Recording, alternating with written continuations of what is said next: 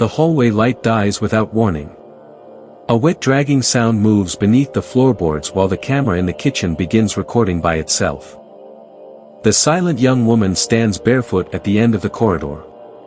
She points at the darkness behind him instead of looking at him directly. A whisper comes through the dead intercom upstairs. It repeats a single phrase using the dead wife's voice. 3 weeks earlier, the man drives north through heavy mountain fog after abandoning his career and apartment overnight. The silent young woman sleeps in the back seat holding a broken camera. He keeps replaying the final voicemail left by his dead wife. Her final request was simple: take their daughter to the mountain caretaker she trusted. The GPS fails the moment they cross into the valley. Road signs disappear behind layers of snow and dead branches. While asking directions from a mechanic, he notices the silent young woman vanish from the vehicle without making a sound. He finds her photographing strange metal charms outside a forgotten bookstore. Every photo she takes contains blurred white shapes in the background. The elderly shop owner notices the photos immediately. He asks where they are staying before the father says a word. The rental house sits isolated above the valley tree line. Half the windows are painted black from the inside. The silent young woman immediately wanders through the rooms as if she already knows the layout. She stops at a locked furnace door and smiles faintly. That night, the father discovers carved hourglass symbols beneath peeling wallpaper near the staircase. Fresh dirt sits underneath them. A hidden corridor opens behind the furnace room. Cold air rushes out carrying the smell of burned fabric. He hears slow breathing deep inside the corridor, although nobody else should be there. The sound stops when he calls out. The silent young woman suddenly slams the corridor door shut behind him.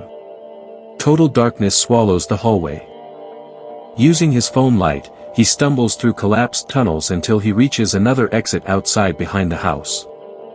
The next morning, they arrive at the treatment center recommended by his wife. The clinic looks more like an abandoned church than a hospital. The caretaker explains that the silent young woman reacts strongly to sound frequencies and memory stimulation.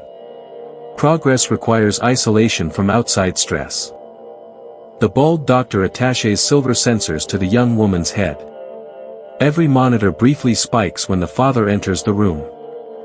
During the session, the young woman suddenly whispers a complete sentence for the first time in years. She says someone lives under the house. The father freezes after hearing her speak clearly. Before he can respond, every monitor inside the clinic abruptly shuts off. The bald doctor dismisses the outage as faulty wiring, but the caretaker quietly watches the young woman with growing concern.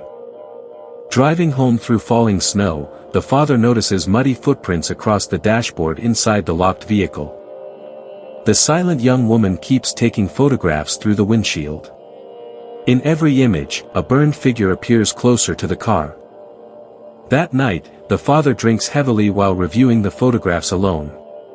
One picture shows somebody standing directly behind him inside the house. A soft knocking begins beneath the kitchen floorboards at exactly midnight. The rhythm matches the dead wife's old lullaby. He tears open part of the flooring and discovers children's shoes buried beneath the insulation. Every pair is burned black. The elderly shop owner receives a late-night visit from the father demanding answers about the symbols carved under the house. The old man explains the valley once housed a religious boarding camp destroyed by fire decades earlier. Most victims were never identified. He warns that survivors claimed something survived beneath the ruins after the fire stopped. Nobody stayed long enough to confirm it.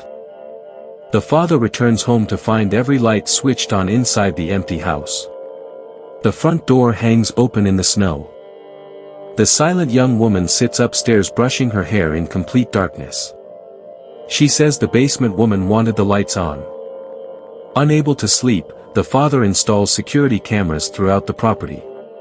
He locks the furnace corridor with chains afterward. At 3:14 a.m., the cameras activate simultaneously.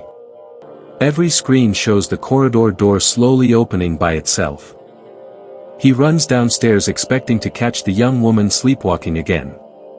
Instead, he finds the chains ripped apart from the inside. Deep within the corridor, he discovers fresh handprints covering the walls. The prints are far too small to belong to adults. He hears his dead wife crying somewhere underground.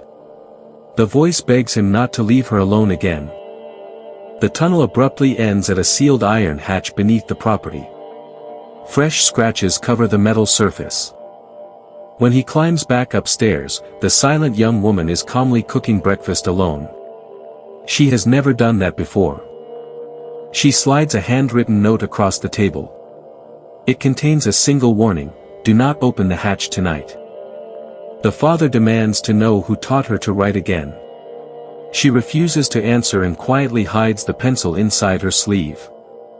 The caretaker arrives unexpectedly to continue treatment sessions.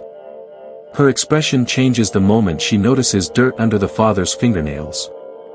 While preparing equipment, the caretaker quietly asks whether he has been entering restricted areas beneath the property. Before he answers, the young woman presses her camera into the caretaker's hands. The newest photo shows the father standing beside the sealed hatch while asleep. The father insists the image is impossible because he never left his bedroom. The caretaker no longer looks convinced. During therapy, the young woman begins drawing the same hourglass symbol repeatedly across the floor using charcoal. The bald doctor notices elevated neural activity unlike anything recorded previously. He quietly orders the session stopped immediately. As they disconnect the equipment, the young woman suddenly whispers another sentence. She says the woman underground is finally awake. That evening, the father discovers muddy footprints circling the house exterior.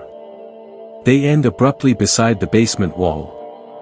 He digs near the foundation and uncovers burned photographs sealed inside a rusted lunchbox. One image shows children standing beside the same corridor entrance. Terrified, he calls the elderly shop owner demanding the truth about the house. The old man abruptly hangs up after hearing the address spoken aloud. Terrified, he calls the elderly shop owner demanding the truth about the house. The old man abruptly hangs up after hearing the address spoken aloud. Minutes later, the old man arrives carrying maps and archived records from the Valley Fire. He refuses to step inside the property. He reveals the boarding camp once experimented on isolated patients beneath the building. Survivors described hearing dead relatives calling through ventilation shafts. The father finally admits he hears his wife almost every night now. Sometimes the voice tells him where hidden things are buried.